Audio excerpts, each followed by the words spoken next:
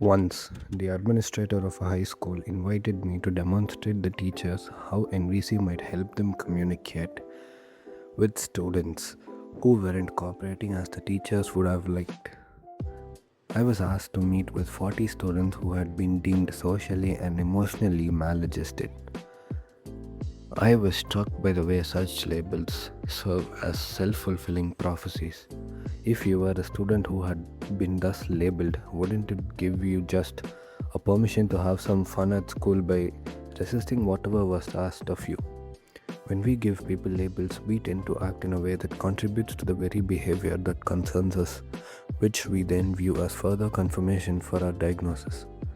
Since these students knew they had been classified as socially and emotionally maladjusted, I wasn't surprised that when I walked in, none of them were hanging out the window. Most of them were hanging out the window, hollering obscenities at their friends in the courtyard below. I began by making a request. I'd like you all to come over and sit down so I can tell you who I am and what I would like us to do today.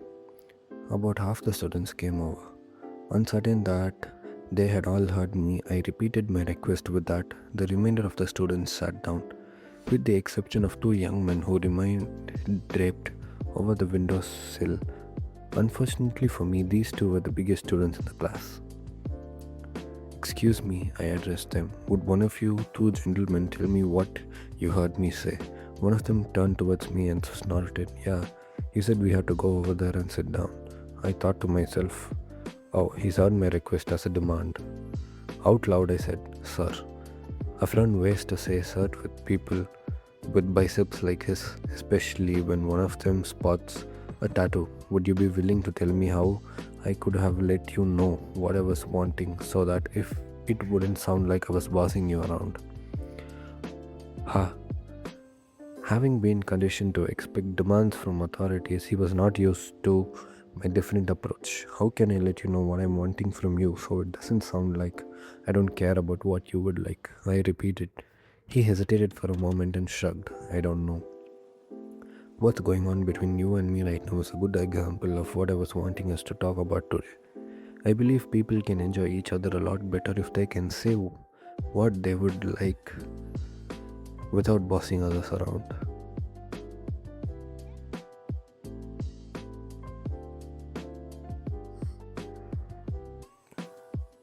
When I tell you what I would like, I'm not saying that you have to do it or I'll try to make your life miserable.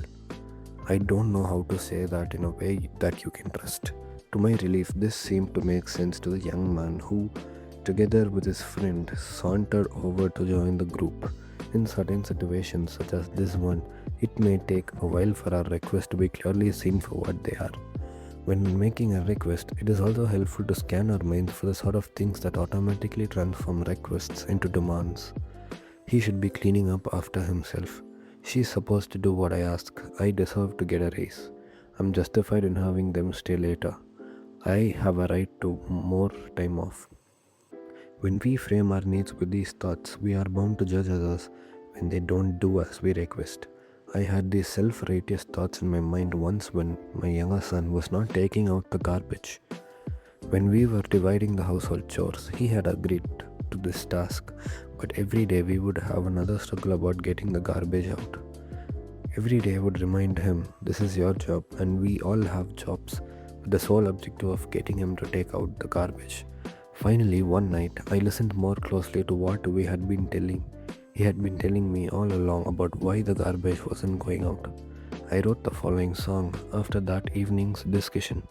After my son felt my empathy for his position, he began taking out garbage without any further reminder from me. If I clearly understand, you intend no demand. I'll usually respond when you call. But if you come across like a high and mighty boss, you'll feel like you ran into a wall. And when you remind me so piously about all those things you've done for me, you'd better get ready. Here comes another bout. Then you can shout, you can spit, moan, groan, and throw a fit. I still won't take the garbage out. Not even if you should change your style. It's going to take me a little while before I can forgive and forget. because it seems to me that you didn't see me as a human too until all your standards were met. Song from Brett by Marshall B. Rosenberg.